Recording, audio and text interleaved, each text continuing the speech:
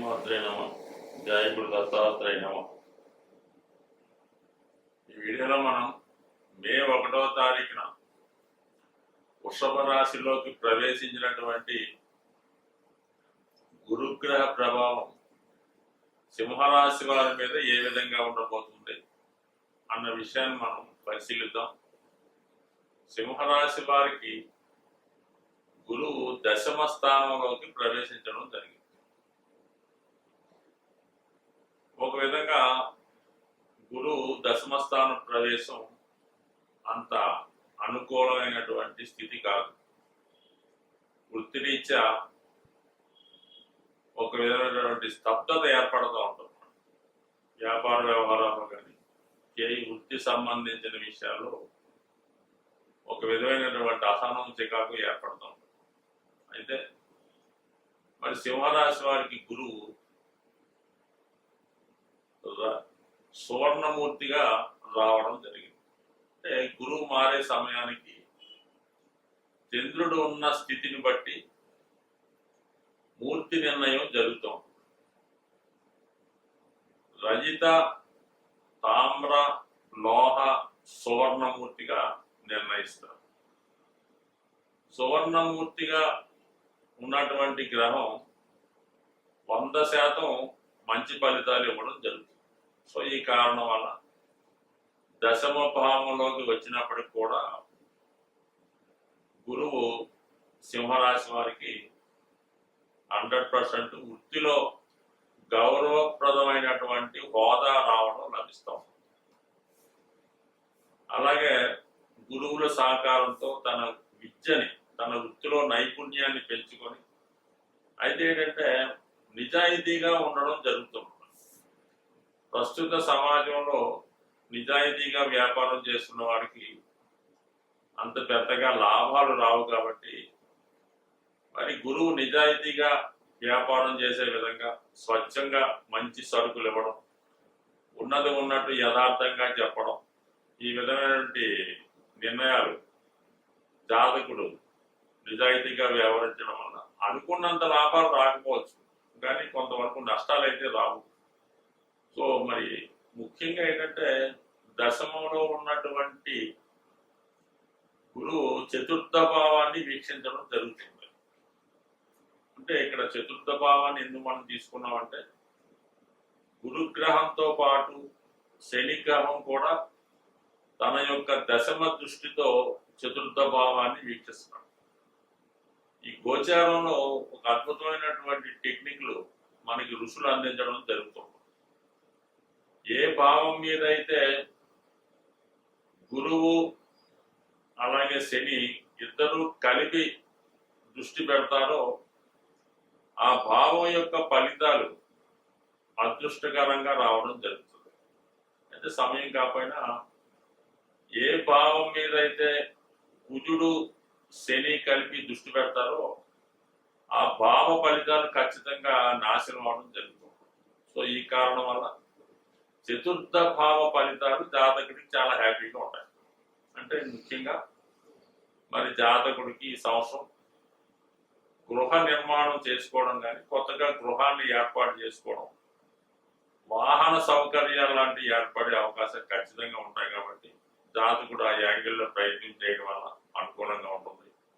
అలాగే స్థిరాస్తి మీద ఎటువంటి సమస్యలు ఉన్నా, అలాగే మన ఆస్తి ఇతరుల ఆధీనంలో ఉన్నా మీకు అది మీ యొక్క చేతికి వచ్చే అవకాశం ఉంటుంది. కాబట్టి మొత్తం మీద ఏంటంటే స్థలాలు, భూములు, వాహనాలు, విద్య, మాతృస్థానం, మాతృ సౌఖ్యం 100% జాతకుడికి ఈ సంవత్సరం అనుభవంలోకి రావడం జరుగుతుంది. అయితే మరి గురువు 1వ తారీఖుని మారేడు కదా, ఎమ్మటే తన ఫలితాన్ని ఇస్తాడా అంటే కాదు. ఎందుకు అంటే మనకి గురువు మారింది 1వ తారీఖునైతే ఇంచుమించుగా 5వ తారీఖు మే నెల నుంచి 3వ తారీఖు జూన్ వరకు గురుమౌఢ్యం ఏర్పడటం జరిగింది. ఈ గురుమౌఢ్యం ఏర్పడటం వల్ల అంటే గురువు మరి రవికి దగ్గరగా కంబస్ట్ అవడం వల్ల తన శుభ ఫలితాలను అందించలేకపోతుంటాడు. తన ఫలితాలు ఇవ్వడంలో నిశ్శబ్దంగా ఉంటాడు. చెడు ఫలితాలు అయితే ఇవ్వడం, మంచి ఫలితాలు ఇవ్వలేకపోతుంటాడు. ఆ కారణం వల్ల మరి 3వ తారీఖు జూన్ వరకు కూడా జాతకుడు గురువు ఇచ్చే శుభ ఫలితాల కోసం వెయిట్ చేయవలసి ఉంటుంది. దాని తర్వాత ఆటోమేటిక్ గా మరి ఈ ముఖ్యంగా 3వ తారీఖు జూన్ నెలలో సేమ్ దశమ భావంలో రాష్ట్రాధిపతిగా ఉన్నటువంటి సూర్యుడు కూడా అక్కడే సంచరిస్తూ ఉంటాడు. 3వ తారీఖు జూన్ నుంచి 14వ తారీఖు జూన్, ఇది ఖచ్చితంగా రాసి పెట్టుకోండి. 3వ తారీఖు జూన్ నుంచి 14వ జూన్ మధ్యలో ఖచ్చితంగా సింహరాశి వారికి మరి అదృష్టకరమైనటువంటి ఫలితాలు, ముఖ్యంగా వృత్తి సంబంధించిన విషయాల్లో, అది రాజకీయ రంగంలో ఉన్న వాళ్ళకి ఖచ్చితంగా వారి యొక్క హోదా పెరుగుతుంది. అంటే అది రాబోయే సమయంలో అధికార పదవి లభిస్తుంది. ప్రభుత్వ ఉద్యోగులు అయితే ఉన్నత ఉద్యోగ అవకాశాలు, ఉద్యోగంలో ప్రమోషన్, అంటే ముఖ్యంగా ఉద్యోగం చేయడం వేరు, ఆ ఉద్యోగంలో అనుకూలమైనటువంటి హోదా కలిగినటువంటి సీటు రావడం అన్నది ఒక విధమైనటువంటి అదృష్టం అన్నమాట. అటువంటి అదృష్టం ఈ రాశి వారికి జూన్ 3 నుంచి 14 మధ్యలో మరి దశమ స్థానంలో రాష్ట్రాధిపతి రవి దిగ్బలం పొంది పంచమాధిపతి గురువుతో కలిసి ఉండడం, అలాగే అష్టమాధిపత్యం కూడా రావడం వల్ల ఖచ్చితంగా ఒక విధంగా ఉన్న ప్లేస్ నుంచి పదవి మారుతారు, వేరే ప్లేస్ లోకి వెళ్తారు. అంటే అది ప్లేస్ మారక్కలేదు, ఒక డిపార్ట్మెంట్ నుంచి ఇంకో డిపార్ట్మెంట్కి వెళ్ళచ్చు, అలాగే గుర్తింపు కలిగినటువంటి డిపార్ట్మెంట్ లోకి వెళ్తారు. ఇది ఖచ్చితంగా రాజకీయ రంగంలో ఉన్న వాళ్ళకి, ప్రభుత్వ ఉద్యోగులకి చాలా అనుకూలంగా ఉంటుంది. దాని తర్వాత ఏంటంటే ఈ సమయంలో అంటే మనం అనుకున్నటువంటి ఈ 4 జూన్ 10, 14 జూన్ మధ్యలో ఇది విద్యార్థులకు కూడా ఉన్నత విద్యా అవకాశాలు, అలాగే ఏదైనా కాంపిటేటివ్ ఎగ్జామ్స్ లో రాసిన, ఇంటర్వ్యూలకు అటెండ్ అయినా, ఉద్యోగ ప్రయత్నాలు చేస్తున్నా ఖచ్చితంగా వాళ్ళకి ఈ సమయంలో వారి అదృష్టాన్ని కలిసి వచ్చే రోజులుగా మనం భావించవచ్చు. అంటే ఎందుకంటే గురువు రవి కలిసి రావడం అదృష్టం అన్నమాట. ఇది ముఖ్యంగా మరి మిగతా గురు ఫలితాలు చూసుకున్నప్పుడు గురువు 10వ స్థానంలో ఉండడం వల్ల అటు 2వ భావం అయినటువంటి కుటుంబ స్థానాన్ని, 6వ భావం అయినటువంటి పోటీ స్థానాన్ని చూస్తూ ఉంటాడు. కాబట్టి ఈ 2, 6, 10 స్థానాలు యాక్టివేట్ అవ్వడం వల్ల ఖచ్చితంగా జాతకుడికి ఈ సంవత్సరంలో ఉపాధి అవకాశాలు మెరుగవుతాయి, ధన సంపాదన పెరుగుతుంది, కుటుంబ విషయాల్లో అనుకూలత ఏర్పడుతుంది, రుణాలు తీర్చే ప్రయత్నం చేస్తాడు. ఫర్ ది సేమ్ టైం అధిక మొత్తంలో కావాలంటే రుణ ప్రయత్నం కూడా ఫలిస్తూ ఉంటుంది.